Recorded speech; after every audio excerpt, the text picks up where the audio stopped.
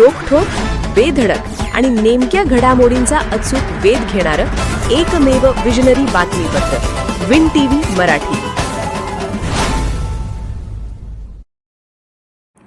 आंबोली येथे राज्यस्तरीय वार्षिक शैक्षणिक कृतीसत्राचा समारोप. मुख्याध्यापकांनी घेतला नवा शैक्षणिक दृष्टिकोन.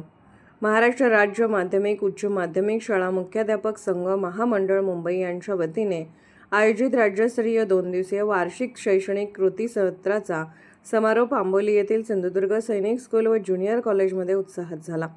राज्यभरातील 200हून अधिक मुख्याध्यापकांनी या कृतीसत्रात सहभाग घेत नव्या शैक्षणिक दृष्टिकोनाचा अभ्यास केला.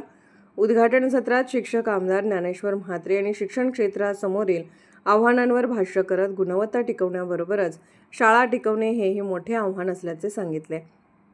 शिक्षणातील समस्या सोडवण्यासाठी सर्व घटकांनी एकत्रित लढा देण्याचे आवाहन त्यांनी केले. तंत्रस्नेही मुख्याध्यापक शमशुद्दीन अत्तार यांनी प्रशासनात कृत्रिम बुद्धिमत्ता AI तंत्रज्ञानाचा प्रभावी वापर कसा करावा याचे प्रात्यक्षिकासह मार्गदर्शन केले. शिक्षण सहसंचालक पांजर्डे यांनी मुख्याध्यापक व प्राचार्यांच्या प्रश्नांना उत्तरे देत विविध समस्यांवर उपाय सुचवले.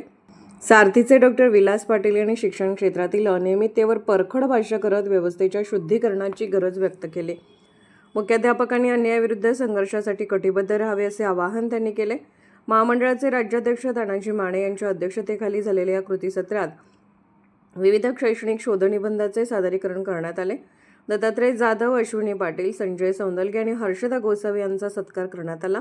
राज्यस्तरीय निबंध वक्तृत्व स्पर्धेतील विजेत्या शाळांच्या मुख्याध्यापकांचाही गौरव करण्यात आला. सर्व जिल्ह्यातील प्रतिनिधींच्या सत्कारानंतर कृतीसत्राचा समारोप झाला. विन टीव्ही मराठीसाठी प्रतिनिधी शब्दा सौंदलगे. विन टीव्ही मराठी न्यूज चॅनलला लाईक करा, शेअर करा आणि सबस्क्राईब करा.